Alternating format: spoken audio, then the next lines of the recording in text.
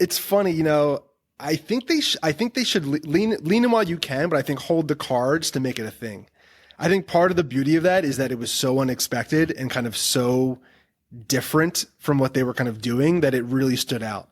So I think they kind of like should capitalize off of it and probably like run that back and figure that out what the kind of hook was. Maybe relooking at some of the old characters that, you've got a slew of IP within the McDonald's ecosystem that are probably ready to be tapped.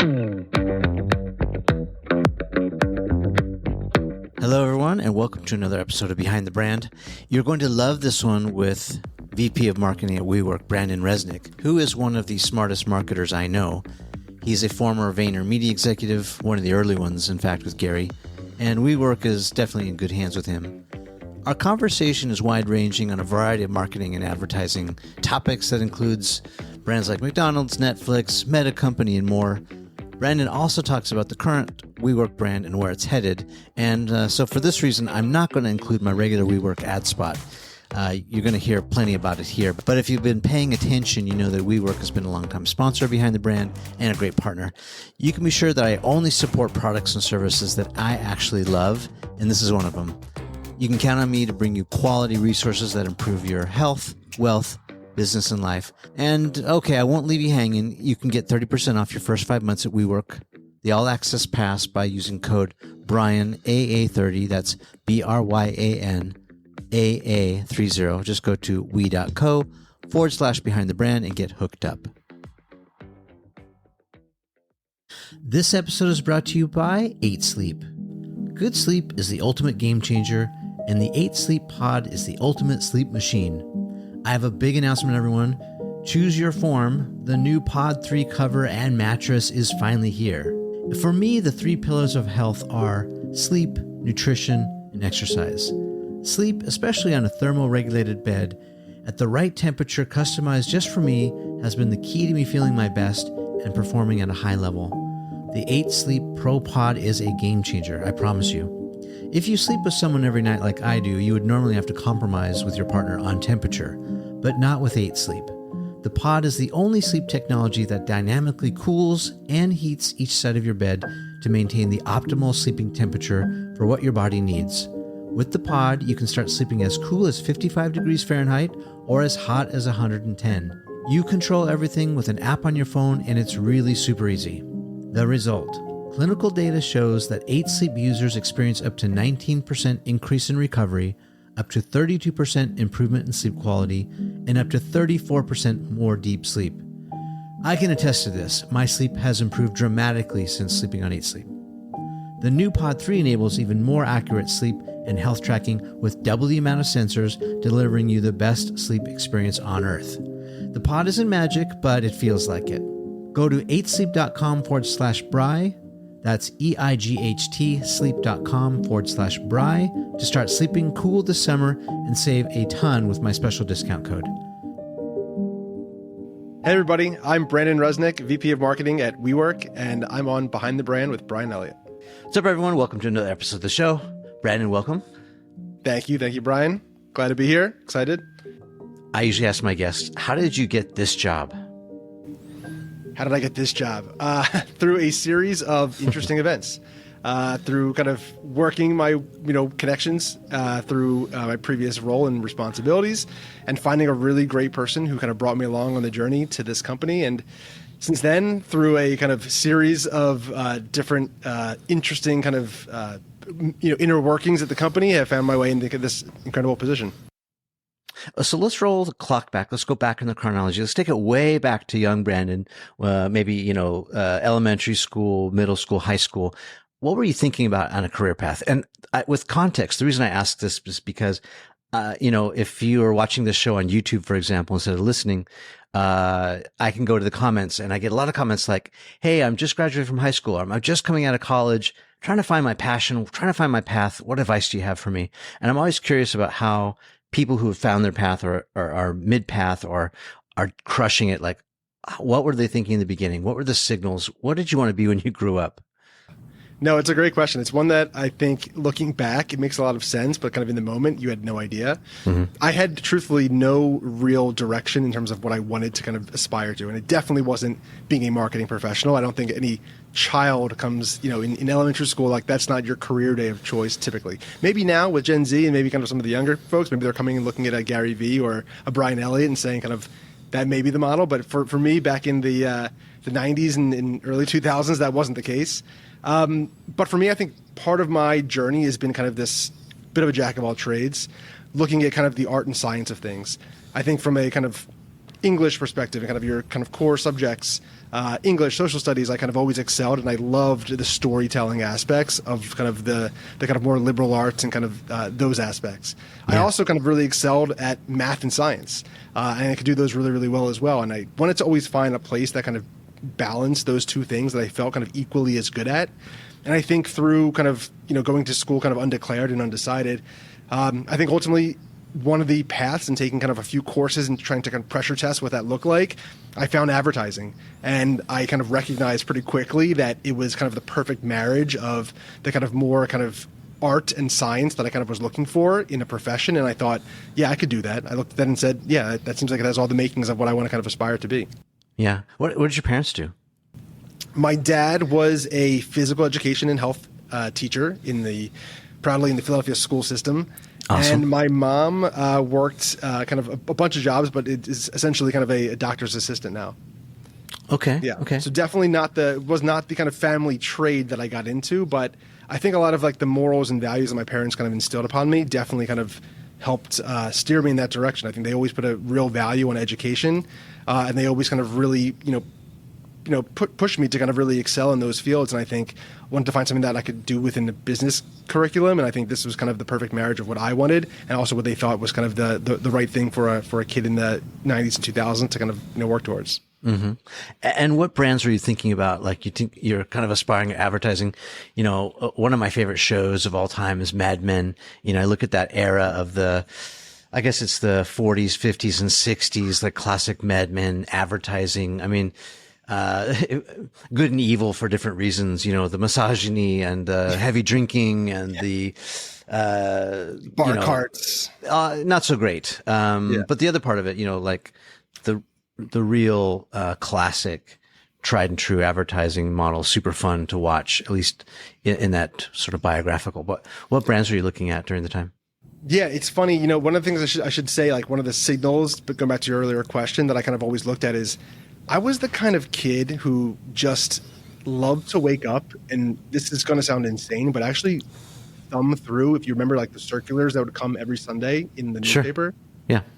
And really, that to me was almost interesting to see kind of how these companies were kind of actually marketing themselves and looking at some of the classic, kind of media channels that I was kind of consuming as a kid, be it Nickelodeon or MTV and some of these kind of iconic brands that really found this kind of niche amongst a specific demographic and really had really smart advertising. I think I looked at that as a kid, and as I kind of got a little bit older and recognized what they were doing and really just gravitated towards kind of the ad portions of these and really found that kind of culture and kind of the creative aspects of those things just super exciting. But going back to, in terms of brands that I kind of looked at and really respected, I mean, obviously, when you're a kid and kind of looking at those things, I think you look at the Don Drapers of the world and kind of what they were able to do with certain brands. But for me, a brand like a Nike, really who established themselves and had a true stronghold on culture for so long as a part of my upbringing was just a huge influence in kind of what kind of great looked like at the time.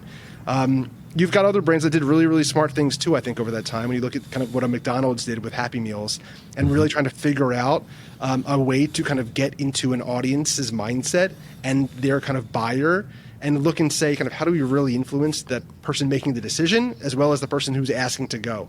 And that kind of balance of things is something that I kind of always respected and kind of thought just, was just incredible.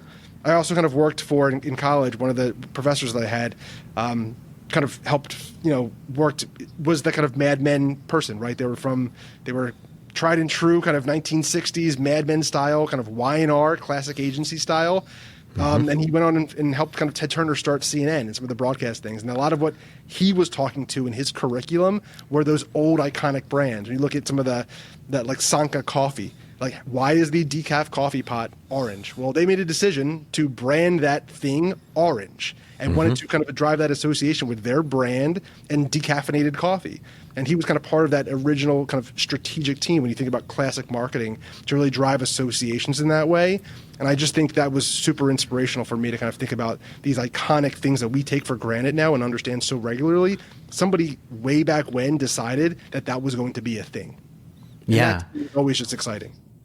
Yeah, kind of cut from the same cloth here because one of my favorite marketing professors, he was a Levi's guy.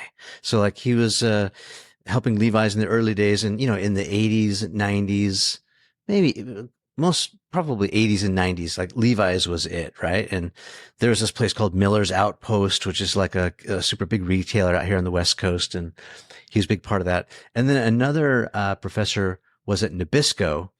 And talking about art and science, he really inspired me. I'm probably not as good as you are in math and sciences, but at least I have interest in it.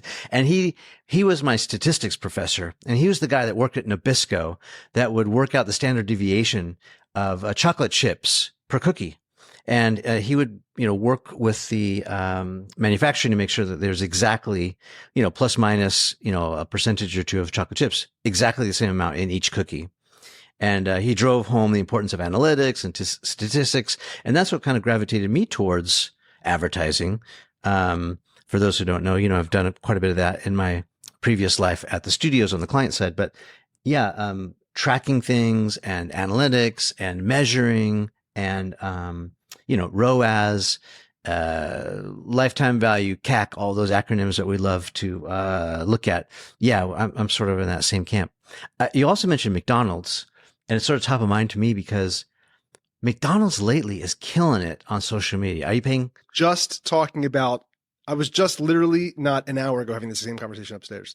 It's amazing. Let's talk about it a little bit. I mean, to me, the whole Grimace challenge, it's just like, yeah, it's mind blowing. They're killing it. Absolutely crushing. Just the celebrating Grimace's birthday. Like, when you're in this industry, you become a really astute observer of brands doing great things. And I think if you're good, that's what you do. And a lot of folks in the industry, you come into work and that's what you kind of talk about over the water cooler. And it's exciting to see brands doing, I was fortunate to be a part of some of those cool things that happened, I think, back in over my kind of time at my previous life in Vayner Media and things like that. But yeah, I think like you kind of become really astute at kind of looking at these incredible brands, big brands doing really, really disruptive, interesting things. Like when I was in college, I remember, Burger King did the subservient chicken. I still remember that doing that kind of case study work in college about this kind of incredible new kind of activation that this company Burger King was going to do online. You get to interact with and type on your keyboard, and it was completely groundbreaking. Today, McDonald's and other brands are doing super kind of disruptive, innovative things. And I think the Grimace kind of takeover and birthday situation with the meal was just absolutely awesome, and just got just a groundswell of people behind it.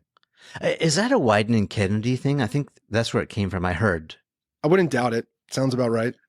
But the other magical part is, and I'm sure it was premeditated, but the whole UGC thing, right? It's like, this is the biggest blessing and curse you could probably ever ask for as a brand. I've been watching a lot of content, whether or not the whole TikTok situation was premeditated or not, and whether or not they were kind of playing the hand there, or just kind of like, we're going to just kind of follow course here and let these kids do what they do. Yeah. I mean, it might be a little bit of both. Who knows? But that's kind of where the magic happens, is somewhere between, I'm scared to death about what the implications, and I'm super excited because this thing's going viral and we might get credit for it.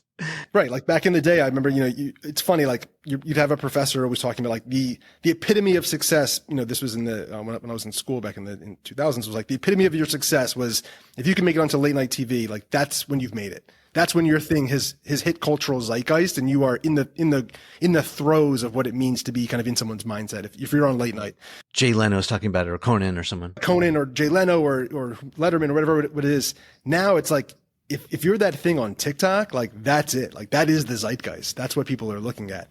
And I think the evolution of that is really cool. And, kind of I worked on a program back in probably 2012 or 2013. No, it's probably 2014 actually. with General Electric, one of our clients at Vayner Media at the time. And it was right when kind of Vine was the new kid on the block. It was really, it was the hot thing. It was, it thought it was going to be the TikTok of the day almost. And we got to work in this really incredible program called 6 Second Science. Started out as just some content of science experiments on TikTok or on Vine rather. And it absolutely blew up. And it became something that everybody started to replicate. And we used that obviously to kind of create a much bigger campaign, but it was really cool to see kind of that program get picked up in a similar capacity and being Ad Age and in places like that. And as kind of somebody who studied marketing, it was like that was a moment in my career that I kind of look back on. I'm like, wow, that was kind of what I always thought good and great looked like at the time. And having kind of not done it, but being in that place was pretty cool. But yeah, McDonald's has been absolutely kind of on a tear. I think the Grimace thing and kind of letting him kind of go wild. And I think that speaks to a lot of how brands are kind of letting their guard down these days is like a huge, I think, trend to kind of have that, kind of less pristine kind of look and polish and kind of really having fun with it and getting people kind of bought in on having fun with the brands that they kind of love and kind of are attached to. Yeah. Giving them a piece of that pie to me is huge. And, Burger King's doing a good job of that too. We were just kind of talking upstairs about this and the kind of new campaign with the You Rule aspect and the kind of jingles and songs and stuff, I think have been kind of fun to kind of see progress too. Yeah. So let's weigh in. Let's take it just a little bit further across the end zone. So do you think McDonald's should double down on Grimace? Like, Gen Z, even Gen Y, they probably don't even know who Grimace is, right? Grimace was this really weird, almost scary, like, what's that, Disney movie, Pixar, sorry, it's, Monsters Inc. Oh, he's almost like a Monsters Inc. character. Like you'd find him hiding in your closet, like this blob, just weird, obscure character that everyone kind of forgot about. But should they double down on Grimace? Should they expand a line? Should they come out with, plush dolls? What should they do? It's funny, I think they should lean in while you can, but I think hold the cards to make it a thing. I think part of the beauty of that is that it was so unexpected and kind of so different from what they were kind of doing that it really stood out. So I think they kind of should capitalize off of it and probably run that back and figure that out what the kind of hook was. Maybe relooking at some of the old characters that, you've got a slew of IP within the McDonald's ecosystem that are probably ready to be tapped. I'm trying to the Hamburglar. Where I went. It's terrifying character though. If you look at that Hamburger's face, it's terrifying. He's like one of the monkeys from the old Wizard of Oz, the flying monkeys, just bizarre looking. You've got a criminal stealing hamburgers. I mean, that's the situation at hand. I don't know if maybe you don't want to exactly be advertising that, but I don't know. In some ways, there's a lot of baked in nostalgia. I think for a lot of millennials, and I think that from the millennial side, you tap in a lot of brands and a lot of culture right now is doing the throwback thing. Everything is a remake of a song or a sample of a song. I think them to capitalize off of the kind of that nostalgia aspect, as so many brands are trying to do, I think is smart, and doing it in a way that feels very kind of youthful and fun for people who are like, what the hell is this thing? And it just seems kind of weird and bizarre. That's okay. Maybe the hamburger turns over a new leaf, and instead of stealing things, he starts giving things away, like a la Mr. Beast. It's he'll do these social experiments, right? Where he's giving someone in need, a stack of hamburgers or something. Exactly. Yeah, I think it could be cool. I think there's a lot to unpack there. I think the sweating of these old nostalgic assets, and a lot of brands are returning to that. If you look at even I was just actually part of the conversation upstairs is if you look at kind of Burger King's kind of an evolution of their brand identity, it's largely a throwback to kind of the nostalgic era of Burger King, right? You've got the classic Burger King logo that kind of I grew up with that was, the brown interiors. It's kind of Burger King sandwich between the two. And that kind of, I think, aspect is making a kind of real comeback hard in culture, and that culture extends into brands, which often it does. It's how music is evolving. It's how a lot of movies are evolving, television, etc. That all kind of reflects the same kind of aspects of where things are at right now. And I think brands are just kind of following suit there. Okay. Speaking of another sort of brand reboot, turnaround, Mark Zuckerberg. Zuckerberg has somehow, from most hated man in the world to cool dude, bro, Knuckles, see you at the jiu-jitsu gym. Yeah. I mean, I think it always helps when you got an enemy. I mean, listen, when you've got kind of like, it's classic kind of in terms of storytelling, you got good and evil. I think, for a while like that, some people thought he was like evil. It was like, oh, this guy is, ruining our kids, the screens and like, oh my God, like what's happening, the data, the Cambridge Analytica. And for a while, like he had a target on his back. Then all of a sudden, a new villain kind of emerged that people all of a sudden kind of started saying like, what's going on with Twitter? Like, oh, the Elon thing. And I think all of a sudden you've got somebody to kind of counterbalance that. And it becomes a bit of a different, your kind of lens on those things kind of differs. He's also kind of done some smart personal branding things, I think, to kind of maybe get out of that situation. But it's been an interesting turn of events, turnaround story for sure. Yeah. So maybe there's some lessons there to extract. I mean, it's super literal on the nose, but like the accusations against Mark, and a few of them are well founded for a reason. The Cambridge Analytica thing, the political stuff that is factual. We know there's some dirty business going on there for sure. We don't know all the facts, but certainly there's accountability. But that said, people would say he's not human. He's more robot. He's not empathetic. He's out of touch. He's like this guy with the most money in the world, and he couldn't care less about you and your children, by the way. And then you find him out doing very human things like surfing or what does he do? Not kite surfing. It's foil surfing. Yeah, foil surfing. Yeah. He's and then tearing it up.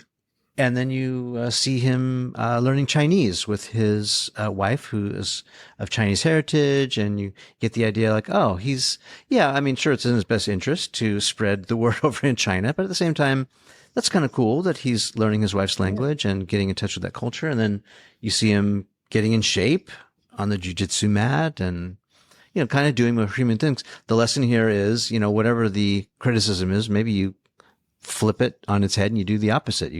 Okay, I'll show you how human I am.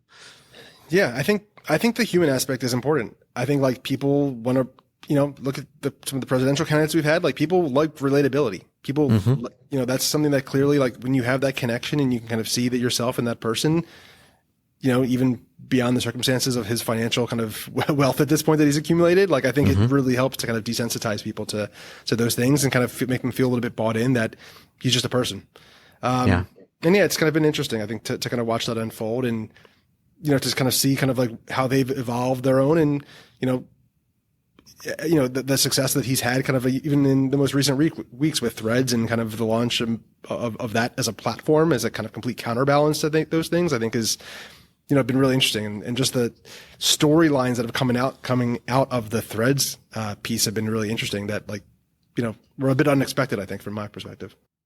What are you hearing about Threads? Because of course I joined it. I'm observing and I have a toe in the water. I'm a practitioner. I'm trying to figure it out. What are your early thoughts? I think right now, I think it's in the figuring out phase. I think a lot of times, like having seen this pattern repeat, like, I actually threaded something, it felt, this was the first time in a long time that it felt like kind of the mid 2000s when you had an app coming out like every other week. Like there was just a hit after hit and it was just fun. It was exciting. Yeah. And this is like Meerkat Periscope almost, right? Those are actually, I don't know if I included those in my little list that I did, but yeah, Meerkat, like that whole era of just like the excitement of trying to figure it out. And for a lot of brands, and I think for a lot of people, that is actually fun when there is kind of no playbook and there's no kind of rule book as to what this is going to be and how to use it. And you start kind of hacking even as a user and as a brand and as a power, whomever you may be. I think that kind of hacking of these platforms in the early days is fun. And I think if you're good at product marketing, you listen to your customer and understand kind of how people are trying to use it and adapt your product to fit that need. I think it's still in the early days of kind of what it's going to be. I think right now, obviously, it's direct parody of kind of the most simplistic features of like Twitter 1.0. But I think we'll see kind of how it evolves and how it kind of starts to kind of rethink what that format could look like and what that format could be, and kind of what direction they take it. Some of the things, I was a little surprised, some of the features they kind of launched with, honestly. Like there was rumors that this was being worked on, like to launch kind of without search functionality was super interesting. Like I kind of was like, I thought that was like table stakes, but like that was super interesting to kind of see and to just see how it forced different kinds of activities and conversations, right? Like every brand for the first week or two, even still, is just trying to kind of hack the algorithm with getting replies. It's a free for all of like questions. It's like get my people to respond to me so that I kind of bubble up into the algorithm and get success. It's a land grab right now, right? It's a land grab. It's a land grab, and it is. There's massive. There's one thing I've kind of learned. There's massive upside if you make that land grab in the early days when the real estate is cheap and your eyeballs and the ability for you to get attention is easier conceivably than when it is highly competitive.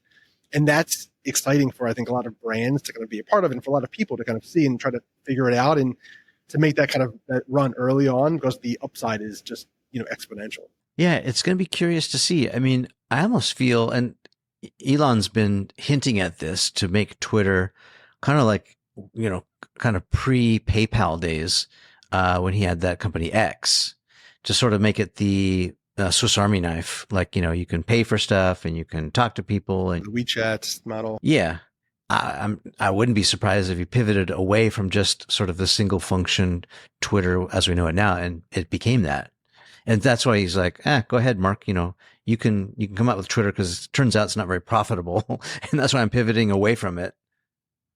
Yeah, it'll be interesting to see how they people have, I think the whole like WeChat model and like what's happening kind of over in kind of like APAC, I think is interesting. I think nobody's really had that silver bullet quite yet. We'll see. I think there's a lot of, TikTok, I think is clearly trying to make moves. Snapchat's kind of was trying to kind of do that for a minute, has had some success, but I think it'll be interesting to see kind of who makes that land grab to have that kind of one-stop shop, or if it becomes more decentralized, in some ways. And like, that's just how, within some regions we choose to operate. And, I think it'll be kind of curious to see kind of who wins out there. Yeah. I'm kind of taken back that still to this day, here we are, 2015, almost 20 years after YouTube launched, right? So, we're coming up on the 20-year anniversary soon. And it's like, YouTube is still the only platform that really rewards creators for creating content. Right. Like, I mean, like in a good way, like 60-40 or 55-45, like the rev share split is real. Yeah. And YouTubers can make some good money. Whereas, TikTok, the creator fund, or Instagram creator fund, Facebook tried it for a little while and then failed. Twitter is just now starting to reward sort of like a Substack kind of model. But it's like, you got to be, you have to have gobs of real attention. Yeah. Whereas, on YouTube, you could have 20, 50, 100,000 subscribers and, you could make $4,000 or $5,000 a month, cover your nut, your rent or whatever you're going to do. And, it's real. Why aren't any of these other platforms focused on monetization? They're all ad driven models. It's curious to me. Yeah, I mean, honestly, I don't have the answer on that. I mean, honestly, I think it's an interesting question. I think YouTube has really figured out how to, I think they're seeing threat, obviously, clearly, like they're looking at TikTok and saying, and paying real close attention and saying like, wow, there's people in droves creating kind of this content that are creating real followings. Like these people are establishing themselves as the next wave of like media properties as people. And those people now are where the attention is. And that is what people are tuning in to kind of watch and look for. Does a TikTok kind of continue to evolve? I think it's very possible. I think it's an interesting point. I don't know if I have an answer as to why they haven't moved in that direction yet. But yeah, I think YouTube obviously has had that cornered really well where they're just monetizing, inventory and paying back people. Yeah, it's interesting. I mean, it's still, I like what YouTube's doing, bridging the gap between broadcast TV. With YouTube TV, they've done a great job of basically being an option or replacing cable TV. And the other cool thing about YouTube TV is you can watch it on the go, or if you're on vacation, wherever you're at, you can, it's like your little TiVo or DVR. And what's cool lately is I've been putting on my TV, like in my living room, YouTube TV, and my videos come up on YouTube. It's like, oh, there's Behind the Brand with Brian Elliott. Whoa. And, oh, there's a video I did with Robert Greene, or, it's like, whoa, that's cool. Now it's being served up to people who watch TV. That's kind of a game changer. Can you monetize yourself, Brian? Can you watch your own ads running on your own video? I think I can. Everything that I know about the algorithm and the way the IP is stored tells me that I shouldn't be doing that, because if you're sort of eating your own dog food, so to speak, I think there's probably some sort of penalty. Yes, I tend not to do that, but just to light me up in the morning and go, whoa, cool, I'm on TV. That's cool. No, trust me. It's somebody who spent the past 4 months with a newborn on the couch, pretty much, kind of feeding that child. I spent a lot of time digging into YouTube and watching videos on my television, not on my computer, but watching it as if it's television. Yeah, yeah. And so that discovery, right, crossing over onto other platforms is what's interesting to me as a creator, because I'm just trying to increase my audience however way I can. Yeah, it's hard to get, obviously, like with some of the changes that have happened across these platforms, like a Facebook, like in Instagram to that extent. It's about reach. It's about, are you discovering new people to kind of find your content? And, LinkedIn, I think, has done fairly well to kind of like have that. And like, there's a lot of, their engine is kind of getting better, but like that's why TikTok's working. It's like, you're seeing content that the algorithm has predicted that you are going to be engaging with, and it's working really, really well. In terms of like getting your content out the door, I mean, it's one of the few places right now that, you don't have to have that massive following, and your content can get picked up pretty quickly if it hits. And that's been like, I think that's part of the beauty of what people have done. Really, you've seen kind of talent explode because of that. If you have good content, it's going to find the right people. Yeah, I wish all the platforms, in fact, across the platforms, I'm making a wish to the universe right now of YouTube, TikTok, Insta, Thread, at all.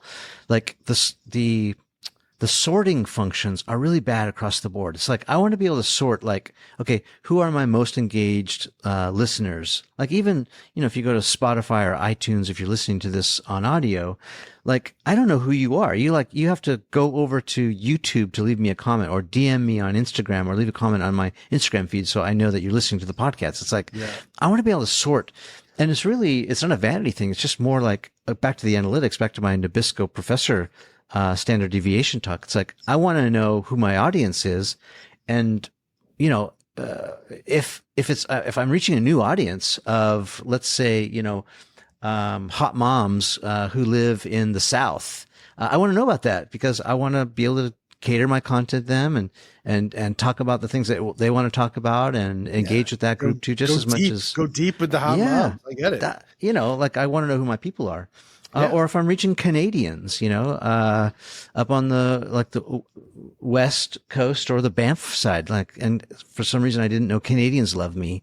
It's like, I want to talk more about Canadian stuff. So I want to be able to, I want to be able to sort and, from, most engaged to least engaged, like, earliest user to latest user to, all these different sort functions across the board would be so useful. Yeah, there's a ton of insight that I think it could probably come out of that, and it could spit. Like, I think looking at the comments is like the most it's one of the most like interesting hacky ways to kind of, if you're producing content that's actually getting people to respond to it. Yeah, looking at those comments and understanding kind of like, what the heck are people talking about? Like, I mean, the internet's full of like insane people, so you got to take it kind of like with a grain of salt, because like people will say like insane things, and that's not the majority of like probably who you're trying to reach. But like for the people that are like legit and actually kind of like responding with like somewhat sensible things. Yeah. The stuff that people will say back to you is like super insightful. And I think using that to kind of fuel the content engine is like what smart people do right now. Like that is the name of the game. 100%. But you got to produce content in the first place that like gets people to like actually want to talk and discuss and leave interesting thoughts, not just like, troll you for whatever reason. Yeah. All right, so we're going back in the chronology, back to your story. It's the 2000s, and you've graduated. Now we're talking. Yeah. And now you're Ja Rule is on. I'm doing good. I'm thriving. And so where did you go from there? Like, who gave you your first big break? I think one of the breaks that I had in the early 2000s probably was when I went to doing college, and I think I had a really good professor or teacher at that time, who was part of my advanced psychology, who kind of really took to heart, I think, and understood kind of like she saw, I think, in me what I think I didn't necessarily see it myself in that time, which is that I had a real ability to kind of understand things that maybe weren't necessarily on the surface. And I think kind of that uncovering of rocks, I think, to me kind of led me down a particular path in college that I didn't go into college thinking about, but I think really kind of led me to kind of like have that in the back of my mind to kind of understand things. I did really like well in school, kind of, grade wise. And I think what I didn't do well is I don't think I necessarily had the focus to kind of do the things that I was actually passionate for at the time. And I think that was a part for me that I kind of needed somebody to kind of push me to and unlock in college that kind of helped me understand kind of and recognize kind of what I wanted to do and how important that was and what I was really gravitating towards, and help me decipher that as a student. Sometimes it's hard. You kind of don't know what the careers look like, and you don't know kind of where your skill sets necessarily lie, and having somebody to kind of from the outside perhaps, look into you and say, you really seem to be like, your energy is over here focusing on this, or like you really seem to excel at that. Have you thought about this as a kind of profession? That I think kind of helped me get to that point. What a gift. I mean, that's what you want in a good coach, good teacher, parents, whoever can give that to you. It's such a gift. Yeah. Otherwise you're sort of just wandering around. You're aimless. Yeah. I think in college in college, I had one professor, Dana Saywitz, if you're out there listening. But you were definitely impactful. I think she was the person that helped me get into certain programs and really kind of pushed me and kind of, I think, pulled me out, pulled me aside and kind of was like, yeah, I think you seem to really be passionate about this and you seem to be good at this. Your writing seems like you obviously have over-indexed in kind of this assignment. You've done over and above what most students are doing. You clearly have passion and energy towards that. Have you thought more seriously about pursuing that as kind of a career? And I had another professor, Scott Gratson, who really kind of helped mentor me, I think, as a part of kind of the program that I was in, to kind of understand and kind of think more, I think, thoughtfully about career, but also kind of thinking about kind of that aspect of storytelling and kind of what good looked like from a kind of marketing perspective. And he was more of a psychology person, but I think even still, I think kind of helping shape that was super, super important to understand how people think and work and kind of what activities that you kind of really want to use to help motivate them along their buyer journey.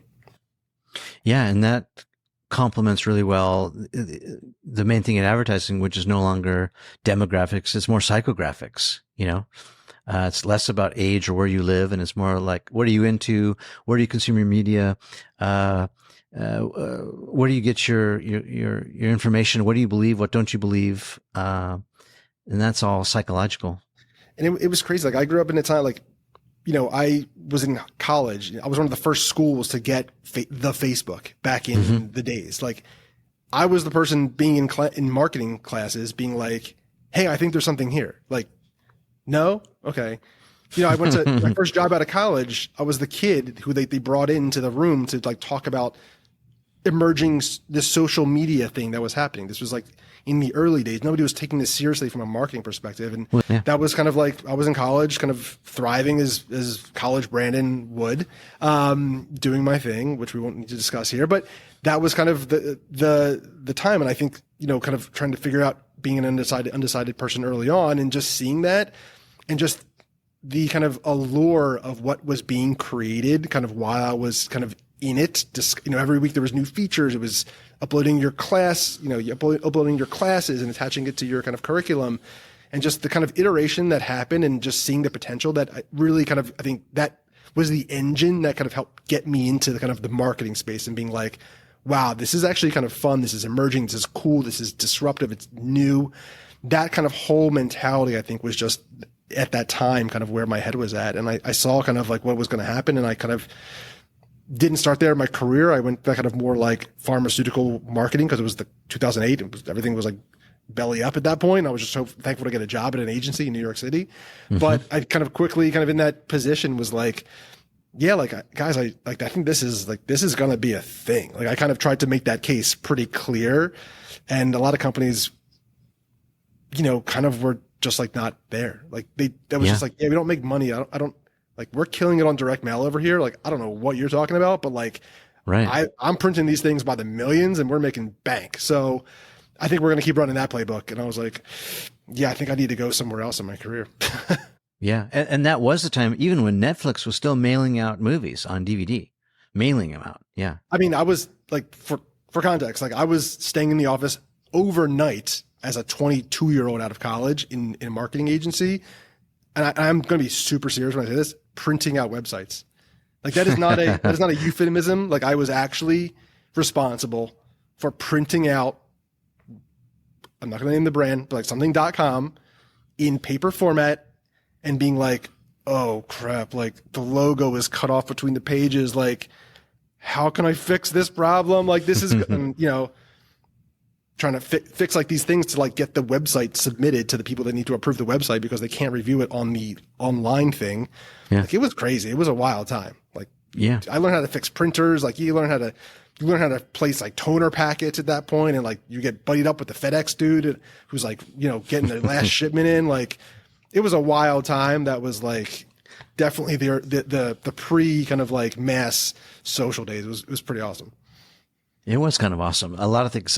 That's what kind of, and I was out of college in 99, just trying to get my foot in the door, and I ended up at the studios. But like, that was when I saw or felt, it was really more of a feeling like, hey, everything is changing. And it was '05. It wasn't, I didn't really feel the '04 Facebook thing because I was done with school by then, but it's like in 2005 when YouTube launched, I was like, oh, this is really interesting. Here I am at the studios, and now like distribution is, you know, that's all, that system is all coming down. The year after, Apple announces iPhone 1, and then like all the big cameras, like, I don't need a big camera anymore. I can like shoot on my phone. Yeah. Okay. Then the next year, I'm at South by Southwest, and Twitter launched, right? And that's actually when I met Gary, and I'm like, this guy's really interesting. Like, he's kind of obnoxious, but I kind of love him. Like, and I want to learn more about him. And that's, you know, as I ramped up into what I was doing, eventually left the studios in like '08 and started doing this series. Gary was one of the first ones I reached out to. And Gary and I met again at this place called Blog World. That sort of dates it. Yeah. Blog World. It was, I mean, it's kind of like the place where everyone hung out. And, I remember being hanging out at Blog World. That was all the bloggers, man. Yeah. And Gary was there talking about, he had his, green wristbands on. He was talking about writing this book that he was going to come out with, like that same year. That was Crush It. And I was like, okay. But like, who are you? He's like, oh, I run this wine business. That's my family's thing, blah, blah, blah. And I was like, I don't understand, but like, I want to know you. And I remember being at this dinner with him too. It's funny. It's like, there's this like table of, you know, thought leaders. And I don't even know why I was there. I was just sort of snuck in, but like, I was just like mesmerized, but you could feel it. It was in the air, palpable, like change was in the air. This was like when Mashable was really hot. Oh yeah. Cooking. BuzzFeed. Pete Cashmore was out at the event, and like, you know, pressing the flesh and kissing hands and babies, and like everything was great. It was an exciting time. When did you meet Gary? I met Gary in 2011 or 12. Okay, probably. So that's the Thank You Economy years. That was right when Thank You Economy. Yep, exactly. Right when Thank You Economy was dropping. Mm-hmm. That was when I started at Vayner Media. 150 people. 157th employee, I believe. Wow. Don't quote me on that. But I'm pretty sure it was like 157. Yeah. Like I remember that year really well. That's burned into my head. I don't know why. It's not something to be proud of. I'm just saying. Well, and so how did that come to be? Like, did you just like throw a resume his way, or how did that happen? Oh no, they were like, yeah, resume. Like, what's the no, thank you. Like not needed. Don't worry about it. And which was like, by the way, that was like a foreign concept. In 2012, it was like, what? Like, I just worked I put like 3 all-nighters to like get this resume like pristine, like printed out, color, the whole 9 yards, like in the notebook, like in the, you know, perfectly crisp thing to show you. Special paper. And I walked in and it was like the hottest like office you could have ever imagined. It was like no air conditioning. They had like a window open. It was like a hot summer day. Did you wear suit and tie? No, I wasn't that. I wasn't that off kilter. But it was kind of those like, what do I wear? Like, I don't know. But I had a friend it was, I was young and thriving in New York City and living Yeah. with like three other people, one of the, girls turned out to be my wife. But yeah, we were in New York City. We had a mutual friend that worked at this, agency. I couldn't even understand what he was describing, honestly, at the time, because it wasn't like an agency I had ever heard of. Yeah. He was like, yeah, it's like, we're kind of like producing content and social stuff. And at that time in 2011, it was 2010 when I probably first started kind of like really talking to this guy, Sam. That was like unheard. It was like, I don't even know what you're talking about, but that's kind of sounds interesting, but like, I don't actually get what the hell you're talking about. But he was like, yeah, we're like kind of really, we're managing a lot of people's, social content. We're trying to like work with a lot of brands. We're kind of get some inroads with a couple clients. Like the New York Jets were floating around. Like he was like, oh, I was like, what the hell? I was like, I don't even understand what you're talking about, but it sounds really cool. It sounds like where I want to be. Like I don't really get it, but I'm interested. Yeah. And I kind of, we stayed friends over the kind of years, and like I didn't really feel like it was like the right time and right place. But then I think my frustrations with like pharmaceutical marketing just like grew and grew and grew. And I was like, yeah, like I see where this baby is like, this is a rocket ship, but like I'm kind of willing to like kind of bet my career in that sucker. And I kind of just I just called it. I was just like, yeah, like, hey man, like I really would love to be a part of like this. And at that time it was like super secret. It was like super, like, I don't know if I'm supposed to be like talking, but like this was like super secretive. Like you walk in and I was like, hey, like, most agencies are like, yeah, you're going to be working on this account. Like, this is what you're interviewing for, whatever. Yeah. And in those days it was like, yeah, like we can't tell you our accounts. I was like, whoa, like, okay, that's awesome. Like, I love this. Like, sounds really that sounds like really like alluring. Like I'm in, it was like the best sales tactic ever, which was probably like just by design for Gary. But, yeah, it was like, that is interesting. Yeah. It's kind of just met him like through like the interview process, and you finally get to meet him and see him day one. It was pretty cool. I remember those Thank You Economy days really, really well. Because, so I launched my production company in 2008. Then, the whole economy flipped on its head. All the budgets and projects that I had lined up went away overnight. I couldn't go back to my studio job because people were starting to get laid off by then. This was like September of '08. And, so I found myself going to events like Blog World to try and network with people and figure stuff out and like, bounce ideas off people. I really had no other choice. It was sort of just like, I don't know what to do, but I just got to move my feet, I feel like. And then, you kind of get a sense of what people are doing. You remember that app called Clout, that social app? KLO, yeah. Oh yeah. Yeah. And so, that idea could draw you the logo, could draw you the logo right now if I had to. Yeah. And so this idea of like social influence or attention as the asset, as Gary likes to say, it really started to crystallize for me. And I realized, I need to be building a community. I need to be building an audience.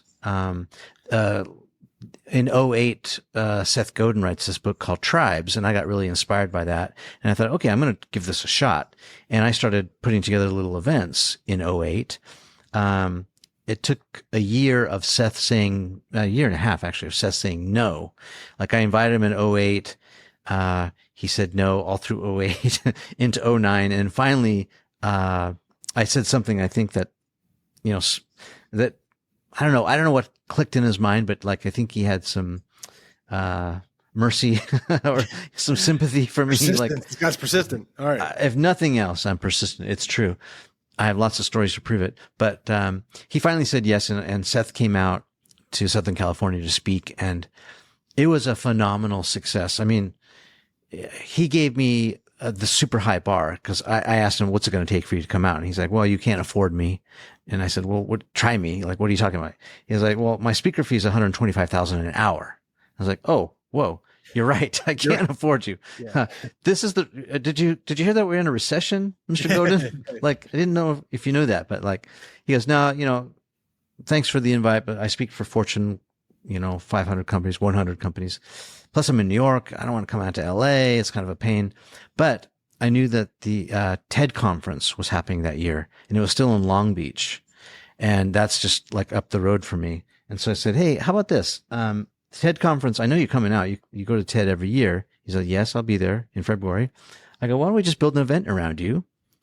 And he's like, oh, that's clever. I said, I'll just, get a limo, pick you up and whatever, like bring you down, and we'll do an event like at 7 p.m. You'll do a little keynote from 7 to 8. And I said, people will come, like people will attend this event. I promise you. He's like, really? And I said, these are the words I said. What do you need? And that changed everything, because he was quiet for a minute, maybe, 3 or 4 beats. And he's like, well, I have this new book out after Tribes. It was called Linchpin. And he's like, I really would love, this is like one of my most personal books. I would love for this to do well. He goes, I tell you what, if you could buy 2,000 copies in 2 weeks, then I'll commit to the event. And I just quickly did the math. I was like, 2,000 copies at like $20. That sounds like 40 grand. And he goes, yeah, it's about 40 grand. He, at the time they were distributed through, CEO Read, which is now Porchlight. And, he goes, I'll hook you up with my guy. They'll take a few pennies off, but it's still like $20 a book. And, he goes, you can also, send me a non-refundable, check. What do they call that? Cashier's check to hold the date for 10,000. I'll need that in 72 hours to hold the date. And then in 2 weeks, if you can send me the balance, send me the receipt, then I'll commit to come in February. How's that? And give you a deal. And at the time I was like, ooh, okay, you're on. And so, I sent him the check. Damn. I pushed a button. I had a little email list of like maybe 5,000 people. But again, it was the timing of it. Like people were really engaged. And out of those 5,000 people, I said, hey, we only need to sell 800 tickets at $50 or 400 tickets at $100. And that's 40 grand. So if you want Seth to come to your backyard, let's go. Pushed a button. In 6 hours, I had $100,000 cash in my bank account. Well, not exactly the same day because it had to go through Eventbrite. But, when I got cleared of the money, I had 100 grand and I bought the books and I showed it to Seth and he's like, oh, you did it. He told me later he didn't expect that to happen, but he came out and he talked and like almost 900 people showed up at that event. And it was phenomenal. And so I was like, oh, I was a very sort of reluctant event producer. And so I kept those rolling. And so it's a long story to get there, but like that's how I got Gary to come out too. Cause after I did that with Seth, I was like, oh, I should keep doing this. So I did it like with Simon Sinek and like some other authors at the time. And then Gary's book came out and I was like, Gary, you got to come out. He's like, oh, well, no, I don't do that. I said, come on, bro. What's it going to take? He's like, oh, thank you, economy. You got to buy, like, I think it was like maybe 1,000 books was the hurdle. How many did Seth want? I went double what Seth got. Yeah. I didn't tell him that. I just said, what's it going to take? And I think it was a $30,000 lift. Right. But again, 2011, still just coming out of the recession, $30,000 in 2011 for me might as well have been 30 million. It was, I just didn't have that kind of cash laying around. Like I was hand to mouth. And so again, I went back to my people and by then the list had grown. I had sort of proven the fact that I could host these big events. People were interested, especially people I could bring out who were like hot East Coasters. I mean, it was more convenient for me to bring them here than for them to schlep out to some conference, pay a big conference ticket, have a hotel, all that, run around versus me just bringing them to my backyard. And so I bought several, about 1,000 copies, I think, of Thank You Economy. Gary came out. We played basketball, one-on-one basketball. Wow. I let him win. Yeah. Don't tell him that. Good he call. wins. Yeah. Yeah. He pretended like he hurt his back a little bit. I was like, oh, I see. This is not going to go well if I win. He's very competitive. The guest has got to win. Yeah. Yeah. Yeah. Hyper. Like when we played Knockout and he knocked out like every single camper, i.e. employee, for like an hour straight and like refused to. It was savage. Yeah, he's very competitive. So talk about Vayner a little bit. What did you learn? Yeah. I was at Vayner for 7.5 years and I learned a ton over that time. I think probably one of the bigger things that I kind of learned was just how to run a company. Like, honestly, I think I was there early enough where I kind of saw it. Like, I haven't maybe necessarily like used that part of it, but like that part of it is in me. And that's a lesson I learned is like, I think I saw kind of like how Gary built a company and got people extremely bought in on a vision. Yeah. Gary has a super strong point of view on things and was crystal clear about what we were trying to do and building towards. And everybody, especially in the early days, I'm sure it's the case today, because I think it's the part of like his DNA and what he's building is that people are bought in. People get what he's after, and you're kind of along for the ride, and you're kind of helping build it. And that I think was like a huge thing as a leader to kind of see that kind of operationalize and kind of what that looked like as a leader to get on stage and kind of speak at an all hands or a town hall about what we're all chasing after. And I think rallying your troops to kind of get behind that mission, I think was like a huge learning. And I felt everybody felt like really like we're willing to kind of like dig in and kind of like, you know, grind and kind of, you know, some of the early hustle culture stuff that was kind of happening. But it's like, yeah, that kind of like was, people were like kind of like feeling it. Like that was kind of like what we all kind of like wanted to be a part of. I think I also learned how to balance kind of like work, you know, with fun. I think he does a good job of kind of keeping it light. He's serious when he has to be, and obviously kind of, you know, kind of can be a hard ass, but I think he also kind of understands the kind of fun, and part of it's about the culture and enjoying kind of what you do and kind of being a part of it. Yeah. Tell me if this is on point or not, but like I saw his whole culture as basically boiled down to, he's got a huge heart, right? He is tough, but at the same time, it's very anti-establishment. It's almost like us versus them. It's like, they don't care about social media. They don't see the value in it, or they don't, you know, whatever it is, it's always them versus us.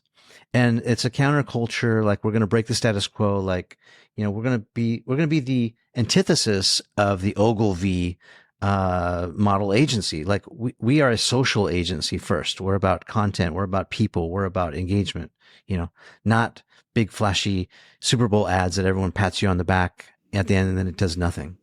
Yeah, I think that 100%. I think he had like a really clear, and I don't want to say like an enemy, but he had a really clear of like what we aren't and what we are. And I think that was very clear to everybody, and kind of you either were bought in or you weren't. And like, if you were bought in, like you were here to kind of like make it happen.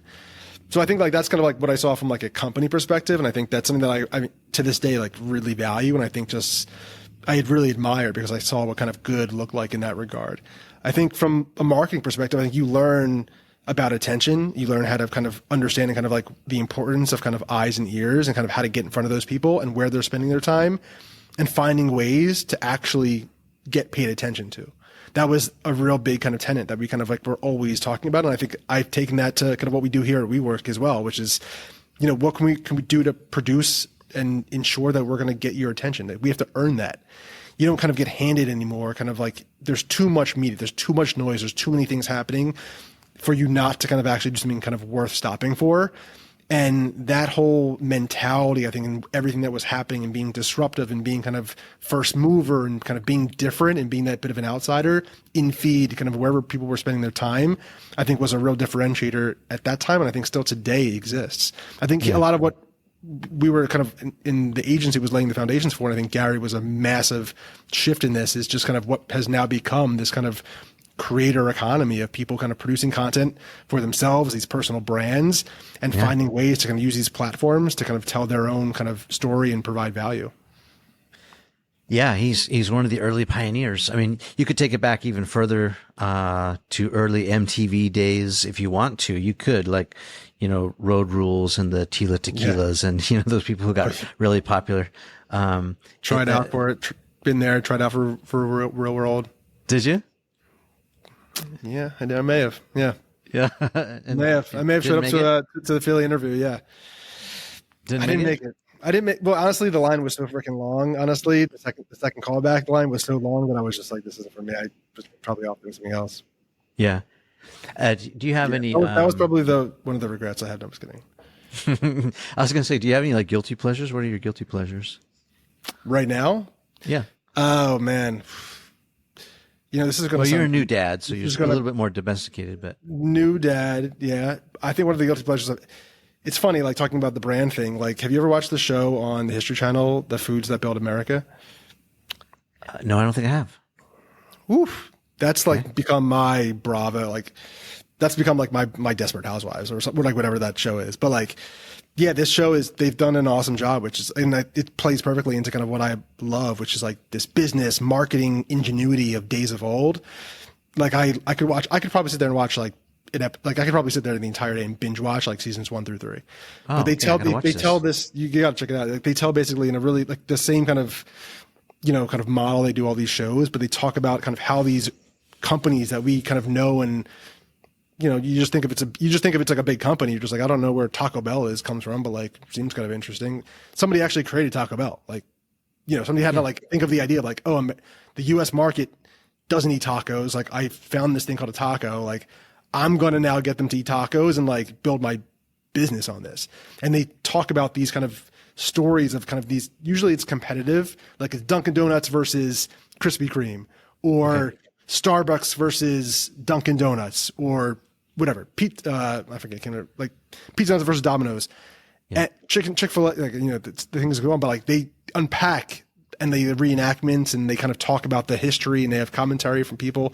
They got like the Adam Richmond's coming on and doing commentary about kind of like these things. And like, it is just, to me, like I could sit there all day and like learn about Entenmann's cakes. Like who would have thought Entenmann's cakes was like a complete marketing genius? Like you're like, oh, like whatever. But like somebody was like, oh yeah, like it should be in a white box because that's what baker's boxes used to look like. And it should have cellophane over it. And we're going to figure out a product solution to put like a clear thing so that people could actually see the donuts or whatever in the box, which was like, whoa, like no one has ever done that. Like we didn't have the technology to make a clear freaking thing. And like this woman figured this out and was just like a complete disrupting groundbreaker from her, like, I don't know, father's company or something like that. That sounds like my jam. I love that. I'm gonna check it out. Yeah. I can go deep into like the history of like cornflakes, like love, like these very simple products. Okay, wait. So I have to stop you on cornflakes. So I'm not big on conspiracy theories, but they're floating all over the place. So is it true? Can you validate this or not? That cornflakes were originally invented to sort of curb the sexual appetite of men. It was like a very kind of religious movement to stop the. I can't speak and comment on the religious aspects of that, but according to the History Channel, and again, that's where I get my facts, obviously, but according to the same people that make like the Swamp People and whatever that show is, but they have said basically cornflakes, if I'm not mistaken, this is actually kind of crazy, but like there was like the Kellogg's and Post thing. Like this Kellogg guy was like a doctor who had this like institution that was treating people with medical, maybe this is where the religious kind of connotations come to be, but like they were treating people that were like sick, like completely like stomach, gut health sick. Okay. This is, again, I don't know if this is hearsay. This is what I've heard from History Channel. And these people kind of were coming in sick, and these people needed to figure out kind of like different ailments. And he was doing crazy kind of things to treat them, like electric shock therapy and whatever. And one of the things this guy was trying, because people were really sick with stomach issues, because like the food was awful back when these things were happening, was pressing corn into like stuff. And, eventually kind of, as like a sedative, like and things just kind of like evolve from there. Like it becomes like, this guy Post kind of stole this idea, and he was one of the patients, I think, if I'm not mistaken, kind of at the Kellogg's institution thing.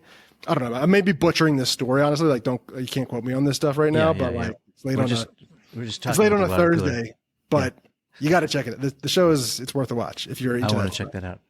Well, the same thing happens to me if I eat a stack of pancakes, which is why I don't eat a stack of pancakes anymore. It's just like I'm pretty much I'm out of commission. Like the shop is closed. I don't have any desire to do anything except just sit down and just sort of melt into the couch. Yeah, it's like a sedative. Where it comes from, I'm not debating it. I'm not debating the efficacy of that. Like that may be a very legit kind of way to approach that, but like the anti-Viagra. But like, it's kind of interesting to think about.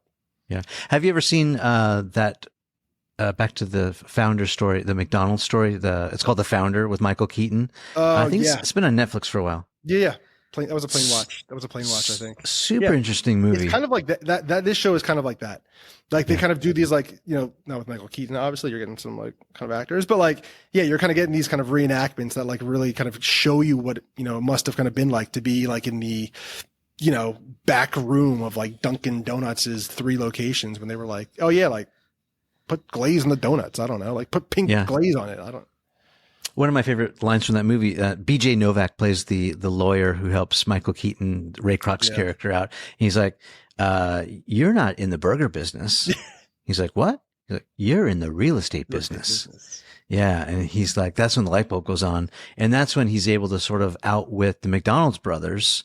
And he basically, negotiates them out of ownership, basically, waters down their shares and kind of gets them out of the business. And, man, that was a turning point. A really important story. They cover that. They definitely cover that in the show. I mean, like the operational ingenuity of those people kind of in the early days to like figure out the mechanics of how to like back of house that thing and kind of like actually get it like to like where you can deliver food that quickly, that fast was like awesome. Like real innovation, like people kind of like moving the needle in a different direction than it was before. So how are you innovating like that at WeWork now? So you're at the helm, you're doing big things. Of course, you got a big team and there's all hands on deck. It's not you alone, but the market's a little bit more mature than it used to be when Miguel was there, in 2012, and when I met him at the Chelsea building, and he and Adam were on fire doing all kinds of big things. But the market's matured. There's more players in the market, and yet, you guys are still alive and kicking. You're doing big things. Like, so how are you innovating? Yeah, it's a good question. I think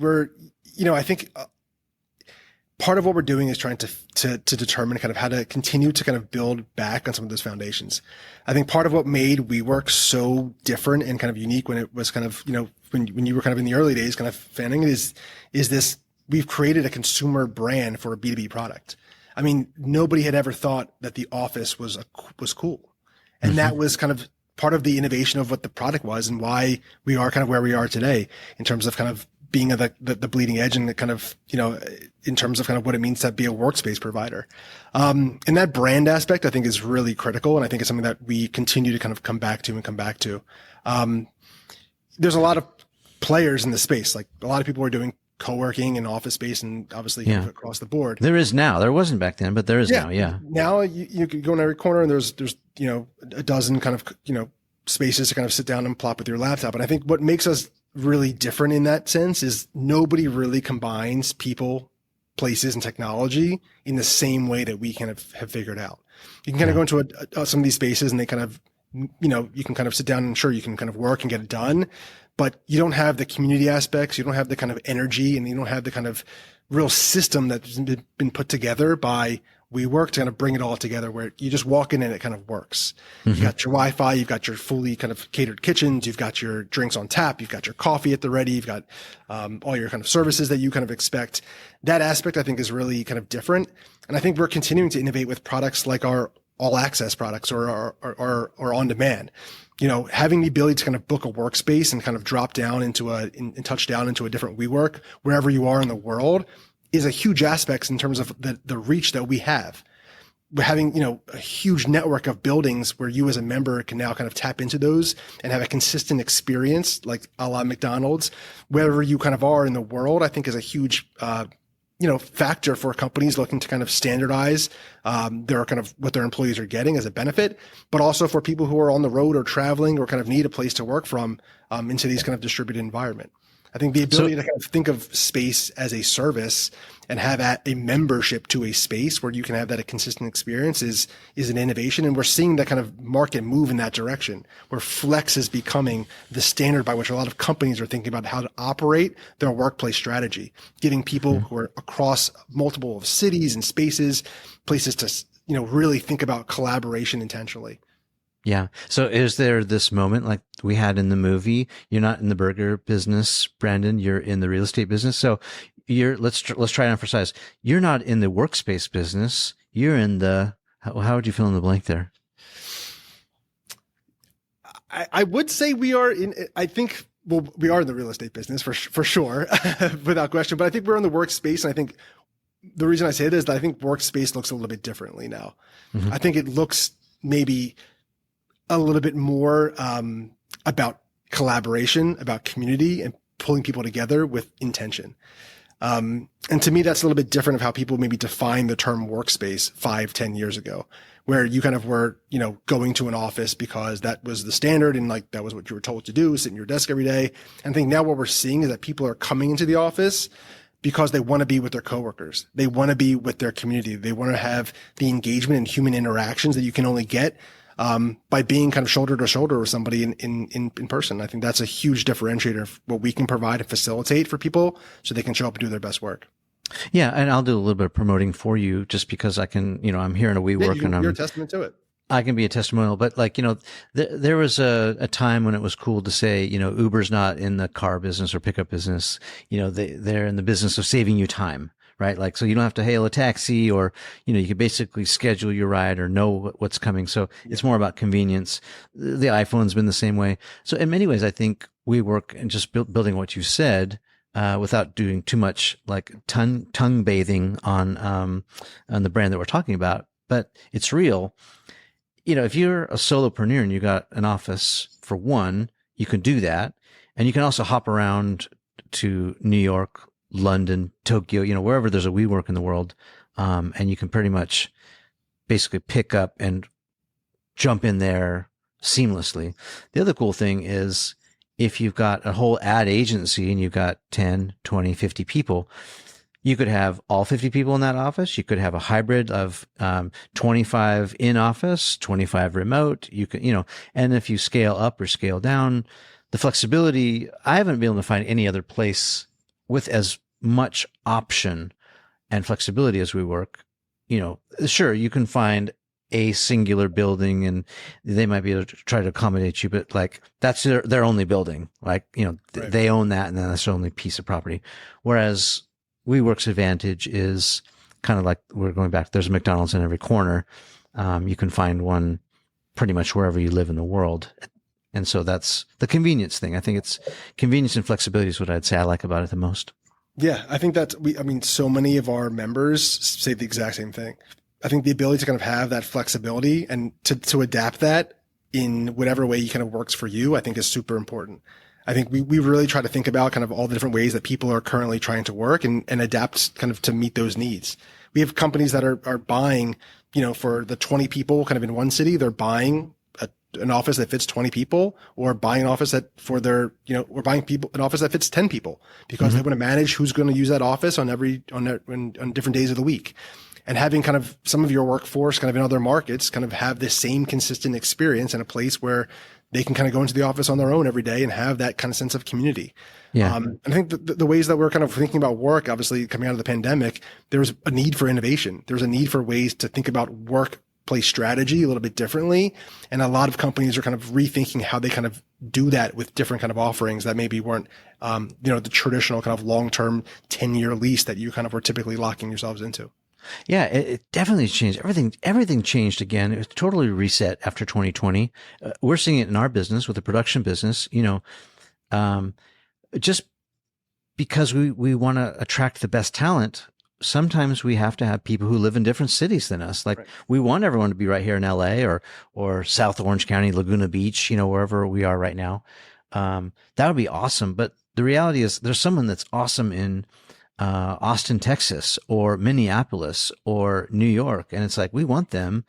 And they also maybe want an office space. So it's like by having multiple, physical location options, we have the option to put them in there in a little solo office, or they can keep working remote and then we can have our meetings here. Or since I'm shooting on location all the time, it's easy for me to drop into WeWork and have this. I just had this meeting when I was in New York last time. We couldn't touch base because you were busy with baby. Yeah. But I had this pitch meeting out at the WeWork Chelsea, right across the street from my little Renaissance hotel right there. And it was super easy and everyone was really nice and it felt like home because I know how to work the key card and everything looks the same. It kind of feels the same. It's familiar. So there is something to that. And I think I'd call it community. And, for me, again, that's a super important convenience. Yeah. And that's like, I think that's true. That was true kind of when the company started. And I think it's increasingly true to today, especially with what people are looking for. Mm-hmm. And I think on the marketing side, we're thinking about kind of how to continually demonstrate that to other people. Like, when we think about how do you kind of take some of those intangibles and that kind of idea of people kind of working together, the kind of energy and the kind of vibe that people feel when they are together working, try to convey that out to the world. And we're doing that in a lot of ways. We're looking at our members really critically and saying, you guys are great storytellers too. Like, Brian, you're a great example of this, but how do we kind of find people that are actually using our space and let them help share our story for ourselves? We're working with a slew of people that, are actual members and using our space, and just simply letting them show kind of what they do every day in the space. The product is proof of kind of what it is. And kind of, I think that is the way for us to not have to shout about it, but let people actually just show how they're using it. It's a great experience and people love it, and just trying to facilitate them to kind of like enable that, to kind of, happen on its own. What's surprising to you now? You're up a little higher on the food chain there, VP of marketing. What's something that surprised you about the nature of this business?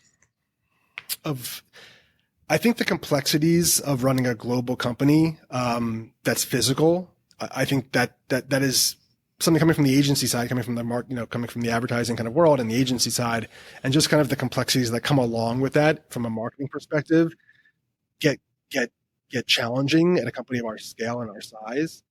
Like what? I mean, when you first started saying that, I thought, oh yeah, I guess you're kind of like a landlord. And if the plumbing has a leak, you've got to fix it right away or something. But you're talking about marketing. Yeah, there's definitely the issues of there's definitely the kind of complexities of the operations of the business for sure. Like making sure, like it is no easy feat to ensure that your key card, Brian, when you go into a building in Chelsea, also works in LA, but also works in another country when you go into London or go into Milan.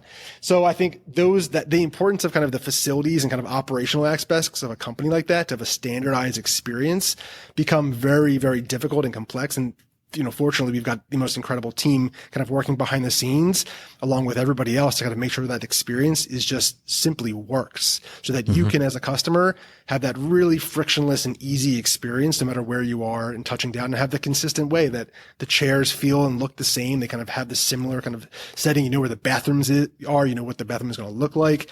Those simple things and the consistency of that is very difficult to pull off, when you have such a huge, plethora of 700 locations across the world.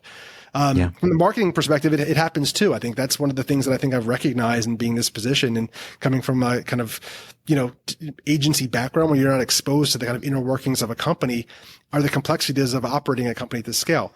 For example, our website, having languages translate, we want to make an update to a website, understanding the implications for all languages and how that has to kind of have a ripple effect of those things gets very tricky very quickly. You want to run a promotional offer in one market. Well, how does that affect in the currency of another market? How do you ensure that the promotional codes that are being used in here and there all kind of work seamlessly? It takes a lot of ingenuity and complexity from an operational perspective on the marketing side to pull those things off. Are you running it kind of like, I would imagine, I know a little bit about the hotel business because we've worked a little bit with Marriott Bonvoy and some of these groups. And what I learned about the hotel business is, like Bonvoy Marriott owns 30 different brands. Like they own the Ritz-Carlton, but they also own, these little brands you've never heard of, or you have heard of that you didn't know that they were Marriott. But they're individually managed and basically run. So like, New York runs a lot differently than Las Vegas. Right. You might have a totally different experience. So are you running marketing like sort of spot market? Like, what you see in LA is not what you're seeing in Paris, France or something? We do. We'll run things regionally and by market, often by country. So we'll ensure that kind of there's obviously language nuances and there's cultural nuances that we want to make sure we reflect and kind of cater to. So there's different kind of cultural aspects to kind of consider. We've definitely kind of, we have teams fortunately on the ground that are really strong in our buildings Our community teams kind of are incredible, and they have a lot of those rich kind of localized insights that they can kind of feed back up to our kind of marketing teams. Yeah. So we can kind of provide them with the right kind of localized materials and marketing that they kind of want to do to kind of ensure that their buildings are successful, to ensure that the local area in, uptown or Chicago or wherever we may be, know about a new building that's opening up or know about an event that's happening. So trying to think kind of broad and deep in the same sense, I think has been one of the interesting things and kind of more challenging things to figure out and adapt to. What's your marketing mix look like? Like if you had a pie and you're just to start slicing it, let's like do traditional versus digital, and digital would include social. So like, are you running any TV? Are you running outdoor, in-home, billboard, OT, like traditional versus non-traditional? What's the, heavily digital. So give me a percentage ish. Doesn't have to be exact. Well, we're fortunate that some of our kind of buildings act as traditional. So we benefit from the fact that, by having physical footprint, you have street media, you've got on the ground, you've got kind of large signage and things like that. There's a marquee. Yeah. Our marketing mix, I'd say, is 95% kind of digital at this point. We've really kind of thought about kind of how to reach people kind of and where they're spending a lot of time. We do quite a bit of from an event perspective, on the ground. Typically those are kind of run a little bit, we kind of have a little bit more support on the ground from our community teams, or kind of helping kind of execute and produce those events, bringing in new kind of prospective members and things like that, catering to our existing members.